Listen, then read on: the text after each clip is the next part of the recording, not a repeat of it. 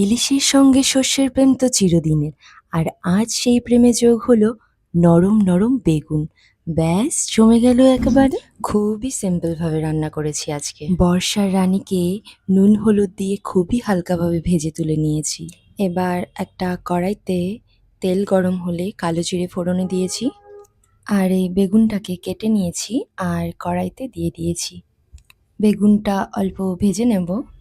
আর তোমরা তো জানোই এই কালো জিরেটা বেগুন বা সর্ষে এগুলোর সাথে খুব ভালোভাবেই যায়। এবার উপর থেকে একটু নুন আর হলুদ গুঁড়ো ছড়িয়ে ভালোভাবে মিশিয়ে নেব আর একটা মশলা রেডি করে নেব। মশলাতে দিয়েছি একটু সর্ষে, পোস্ত আর কাঁচা লঙ্কা। এটাকে ভালোভাবে বেটে নিয়ে রান্নাতে দিয়ে কষিয়ে নেব। এবার ঝোলের জন্য পরিমাণ মতো জল দিয়ে দেবো আর দুটো কাঁচা লঙ্কা।